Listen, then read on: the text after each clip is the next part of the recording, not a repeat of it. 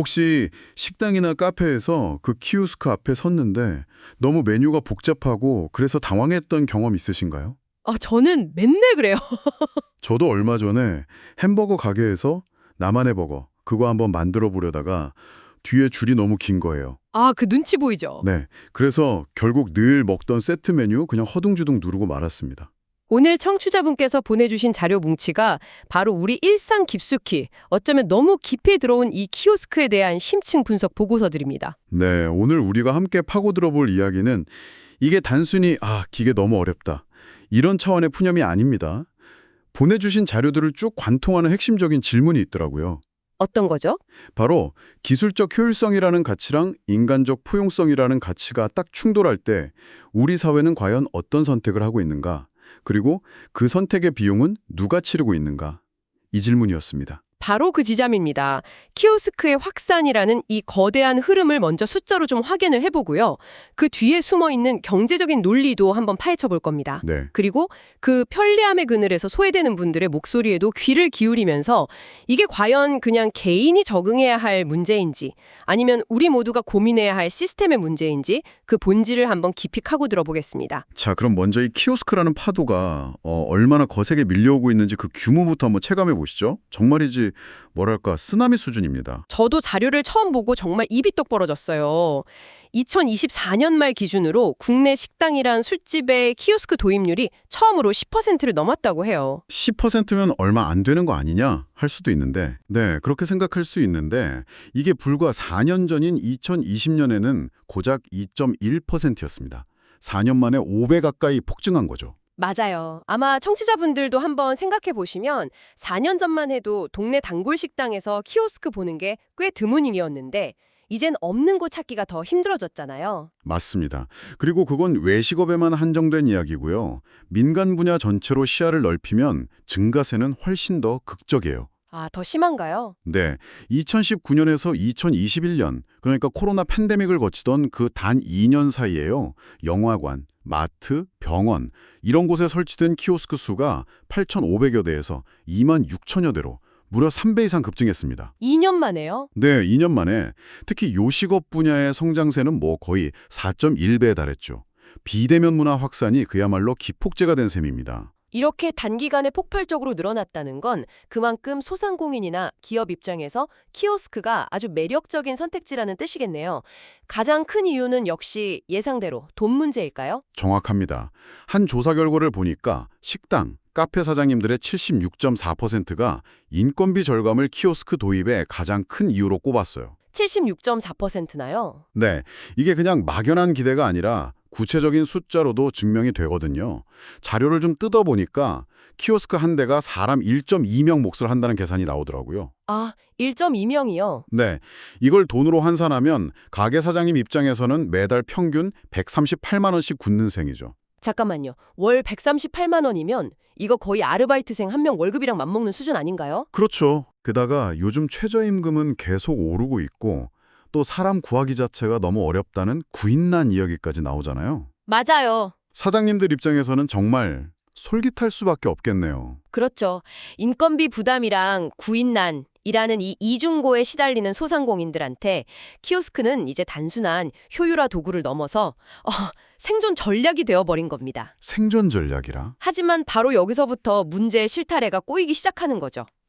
경영의 효율화라는 명목 아래 기계가 대체한 그 1.2명의 노동, 그게 과연 어디로 갔을까요? 그 노동이 사라진 게 아니라 사실상 소비자한테 떠넘겨졌다는 말씀이시군요. 바로 그겁니다.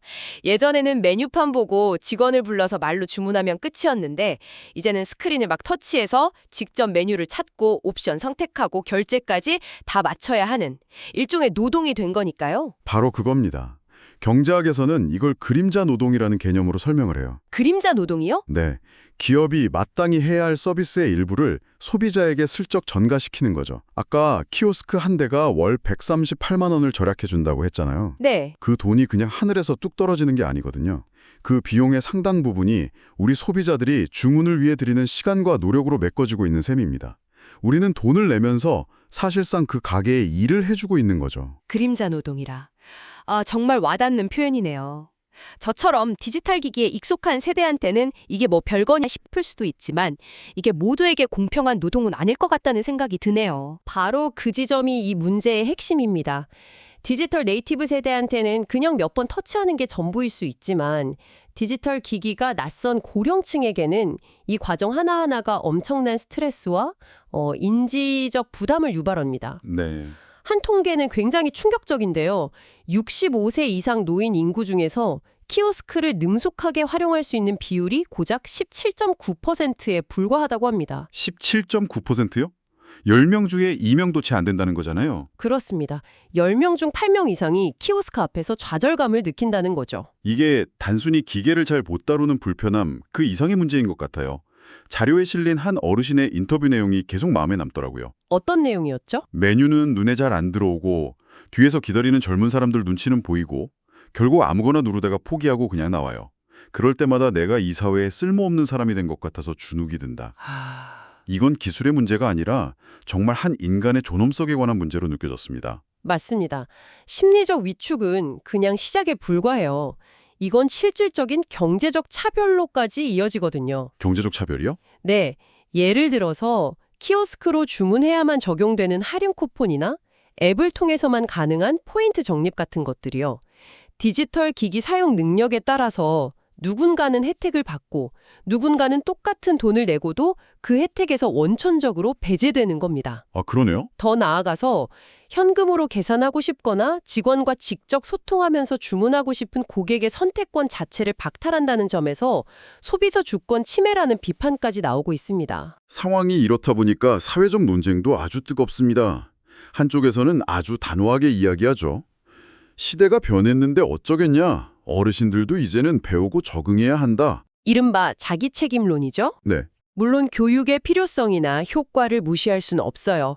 실제로 키오스크 사용 교육을 받은 경험이 있는 노인이 그렇지 않은 노인에 비해서 기술 스트레스를 훨씬 덜 느낀다. 이런 연구 결과도 있으니까요. 배움의 의지를 폄하해서는 안 되죠. 하지만 한편으로는 그 주장이 좀 야속하게 들리기도 합니다. 우리 모두 스마트폰 처음 쓸 때 헤맸던 것처럼 결국은 배우고 적응해야 하는 과정이 필요한 건 아닐까요? 이걸 전부 시스템 탓으로만 돌릴 수 있을까? 이런 생각도 들고요. 좋은 질문입니다. 바로 그 지점에서 자기 책임론의 한계가 드러나요. 이 주장은 노화로 인한 신체적, 인지적 변화라는 현실을 간과하고 있거든요. 아, 생물학적인 문제요? 네. 예를 들어 시력이 떨어져서 작은 글씨가 안 보이는 문제, 또 손떨림 때문에 정확한 터치가 어려운 문제, 혹은 여러 단계를 거치는 복잡한 과정을 기억하고 따라가기 힘든 인지 속도의 저하 같은 것들. 그렇죠. 이런 것들은 개인의 노력이나 의지만으로는 극복하기 힘든 생물학적인 현실입니다. 기술이 이런 인간의 보편적인 특성을 고려하지 않고 만들어졌을 때 그 책임을 오롯이 사용자 개인에게만 돌리는 건 문제의 본질을 외면하는 거죠.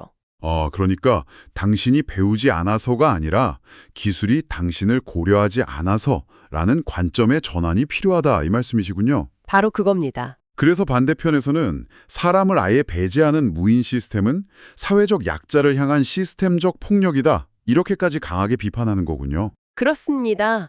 비용 절감이라는 그 달콤한 과실은 기업과 자영업자가 가져가는데 그로 인해 발생하는 불편함, 소외감, 경제적 차별이라는 비용은 고령층이나 장애인 같은 사회적 약자들이 전부 떠안는 아주 불공정한 구조라는 지적이죠. 네.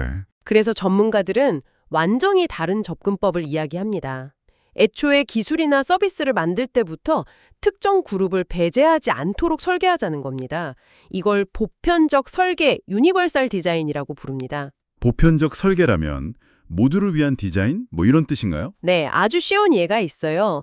건물 입구에 휠체어를 위해서 경사로를 만들었더니 유모차를 끄는 부모님이나 무거운 여행 캐리어를 끄는 사람, 심지어 허리가 아픈 사람까지 모두가 편해졌죠. 아, 그러네요. 이처럼 특정 집단만을 위한 배려가 아니라 처음부터 모두가 동등하게 사용할 수 있는 환경을 만드는 것. 이게 바로 보편적 설계의 핵심입니다. 네. 키오스크 문제 역시 이런 철학 위에서 해법을 찾아야 한다는 목소리가 높습니다. 모든 사람이 신체적, 인지적 조건에 관계없이 기술을 이용할 권리, 즉 디지털 접근권을 보장해야 한다는 것이죠. 그 보편적 설계라는 관점이 정말 중요하게 들리네요. 아까 그 내 자신이 무능하게 느껴진다는 어르신의 경험담이 정말 마음 아팠는데 자료에 나온 구체적인 UI UX 분석을 보니까요. 그게 결코 개인의 문제가 아니더라고요. 그렇죠. 정말 사소해 보이는 설계 결함들이 모여서 그런 감정적인 좌절감을 유발하고 있었어요. 맞습니다. 구체적으로 어떤 점들이 문제인지 한번 짚어보면 첫째는 역시 가독성입니다.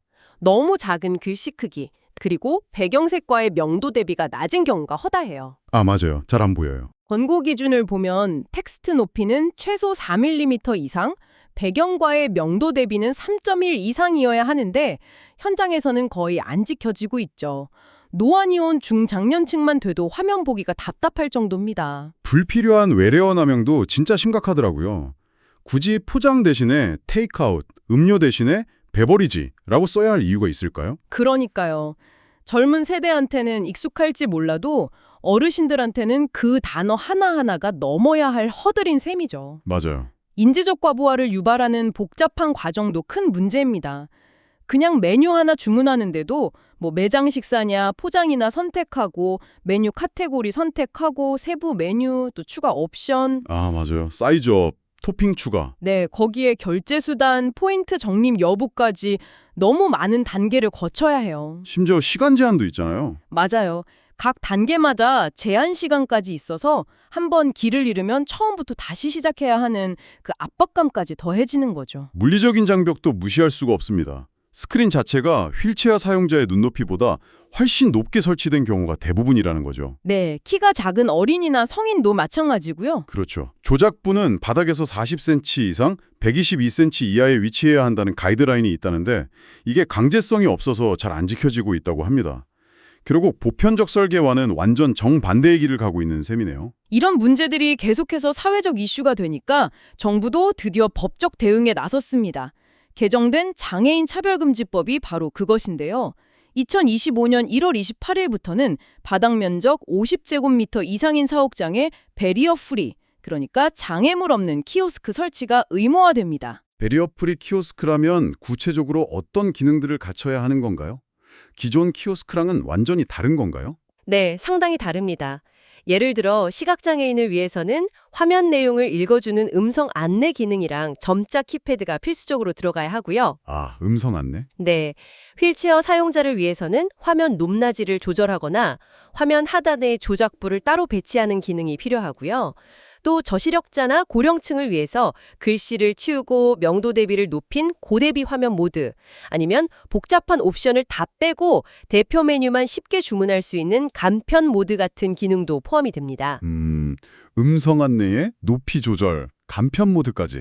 와, 듣기만 하면 모든 문제가 해결될 것 같은 완벽한 대책처럼 보이는데요. 그렇죠. 근데 이게 현실에서는 또 다른 장벽에 부딪히는 모양이더라고요. 바로 돈 문제입니다. 역시 돈이군요. 네.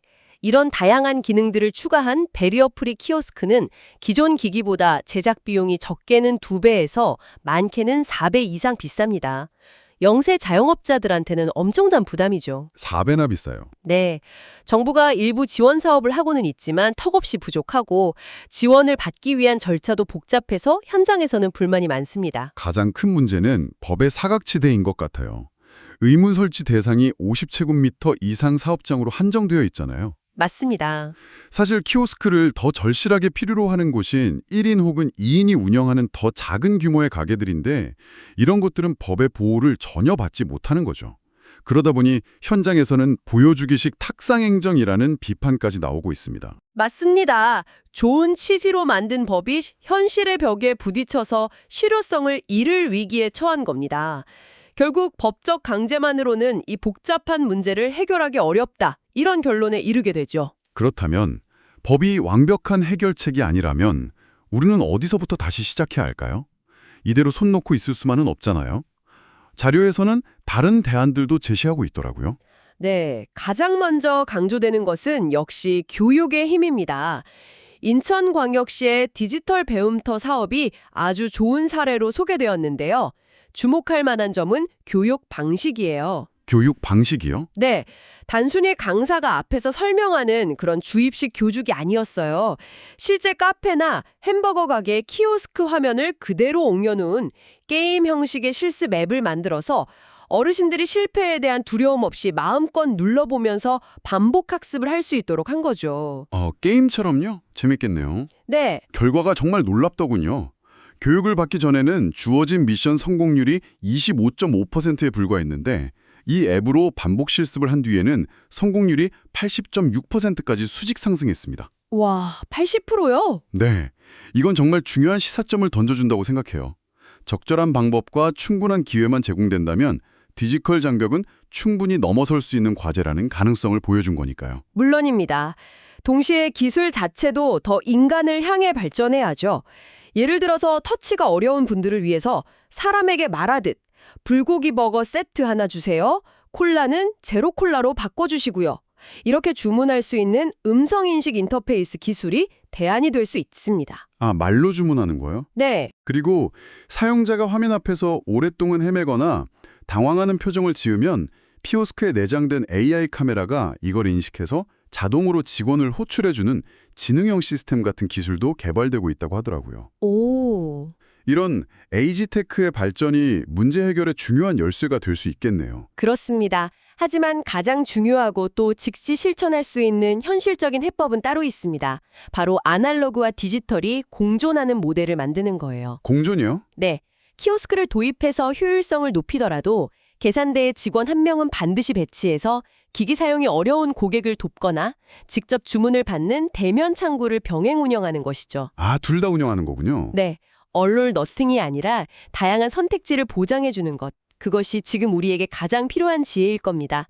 오늘은 키오스크의 확산이라는 거대한 기술의 흐름 속에서 우리가 무엇을 얻고 또 무엇을 잃어가고 있는지 청취자분께서 보내주신 자료들을 통해 깊이 들여다봤습니다. 효율성과 편리함이라는 가치 뒤에 우리가 잠시 잊고 있었던 인간의 존엄성이라는 문제를 다시 한번 생각하게 되는 시간이었습니다. 앞서 인용했던 나는 사회에 쓸모없는 사람이 된 것 같다는 한 어르신의 자조 섞인 목소리가 계속 귓가에 맴돕니다. 저는 진정한 기술 강국이란 세상에서 가장 빠르고 화려한 기술을 가진 나라가 아니라 가장 느리고 취약한 구성원 한 사람까지도 기술의 혜택에서 소외시키지 않는 사회라고 믿습니다. 기술은 결국 사람을 위해 존재해야 하니까요. 자료의 마지막 문장이 특히 오랫동안 기억에 남았습니다. 청취자분께서도 한번 같이 생각해 보시면 좋겠습니다. 오늘 키오스크 앞에서 서성이는 노인의 모습은 머지않아 우리가 마주하게 될 우리 모두의 미래일 수 있다. 기술이 사람을 갈라놓는 배제의 장벽이 아니라 모두를 연결하는 소통의 창고가 되려면 우리 사회는 지금 무엇을 더 고민하고 준비해야 할까요?